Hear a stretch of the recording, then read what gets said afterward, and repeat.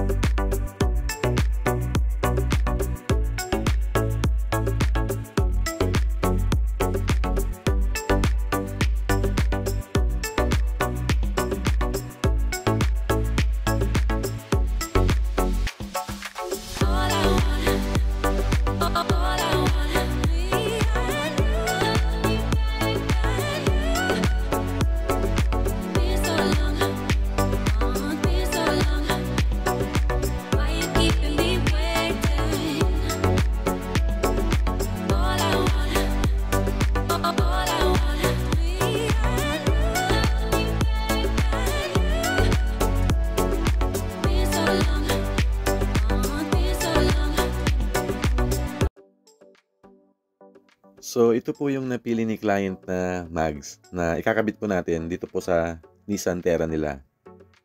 Ito pong size 18 na TE37 SB na may offset na plus 12. So, ang finish po niya, dark gunmetal. So, yan po yung ilalagay natin. Tapos, ang size na gulong na ilalagay natin, 265/65 R18. Ang brand na ikakabit po natin, itong BFG KO2. So, meron siyang white letter. All-terrain na rin po siya. So, pwede po siya sa highway at pwede rin pong pang off-road. Yung ganitong size, made in USA. Tapos, meron po siyang 10-ply rating. So, yan po yung ikakabit po natin. So, tatanggalin na po natin yung mga stock na gulong nito. Yung gulong nito, palitin na rin po siya. Dahil magpapalit na po siya ng gulong, so sinabay niya na rin po yung mags para mag-iba naman yung itsura nitong SUV po nila.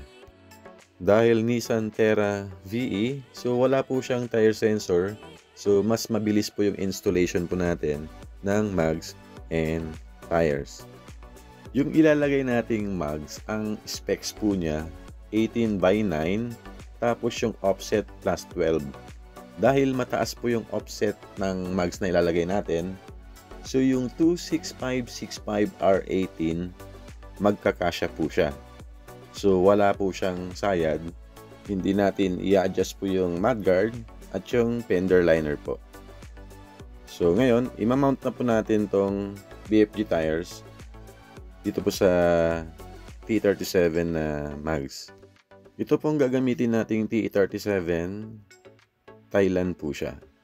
Yung center burr po nito, 66.10 mm. So, fit po siya sa mga Nissan Terra at mga Nissan Navara. So, hindi na kailangan maglagay pa ng half-centric ring. Ito po, na-mount na po natin itong gulong dito sa mags. So, lalagyan na lang natin siya ng hangin. Ang ilalagay po natin, 32 PSI, harap at likod. Yung price ng BFG KO2, 265/65 R18, nasa 18,000 po ang isa. Yung installation po natin sa mga ganitong walang sayad, walang tire sensor, mga 30 minutes lang po, tapos na po. Ito po, we-wheel balance na rin natin yung mga gulong para pagdating sa high speed, wala po siyang vibration or wiggle. So ito po, nag-0-0 na po siya. So nakabalance na po yung gulong natin. Ngayon, ikakabit na po natin dito po sa Nissan Terra nila itong mga bagong mags and tires. Dahil 4x2, ito pong Nissan Terra po nila. So yung mga flat na center cap, kagaya ng kinakabit po natin ngayon, magkakasya naman po siya. Pag 4x4 yung Nissan Terra nyo, hindi magkakasya yung ganitong center cap na flat. So ang ginagawa po dyan, so kailangang maglagay ng wheel spacers at least 5mm para hindi siya tumupod dun sa bakal.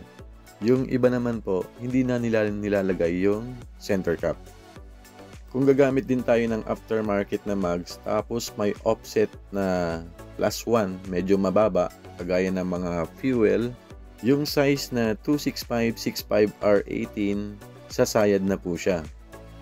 So pag mas mababa po yung offset, mas malaki po yung chance na sumayad yung gulong kasi nakalabas na po siya dun sa fender. So kung mas mababa po yung offset at nakalabas na po yung gulong dun sa fender, ang size na ilalagay po natin dyan, para hindi po siya sumayad, 265/60R18. So, mas mataas pa rin siya ng konti compare dun sa stock na 255/60R18. So, tapos na po yung installation natin. Nahigpitan na rin po yung mga lug nuts. Ngayon, i-check natin kung gaano kalaki yung labas niya sa fender.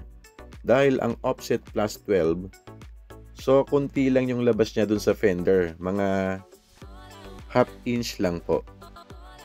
So, ito na po yung Nissan Terra po nila na naka T37 size 18. Tapos BFG KO2 265/65R18. So, bumagay yung kinabit po nating mags and tires dito po sa Nissan Terra po nila. Ito yung gusto ni client na medyo konti lang labas niya sa fender para malinis tignan. So ayan po, poging-pogi ngayon yung Nissan Terra po nila. Pag gagamitin po natin yung stock mags, pwede po tayong maglagay po dyan ng 265/65R18 or 285/60R18. Hindi po yan sasayad sa mudguard at sa fender liner. So plug and play lang po yan. Itong shop po pala natin dito sa Fairview, ililipat po siya sa Commonwealth. Yung shop natin dito sa Fairview, hanggang katapusan na lang po siya. Mag-a-update po ako dito sa YouTube at sa Facebook page po once na nakalipat na po kami. Kung mayroon kayong mga katanungan, mga inquiries, pwede nyong i-comment po dito sa baba or i-message po kami sa aming Facebook page, RNH Tire Supply. Pwede rin po sa aking Viber, sa WhatsApp, at sa personal number ko po. Hanggang dito na lang po ang video na to. Kung nagustuhan mo ang video na to, please like and subscribe.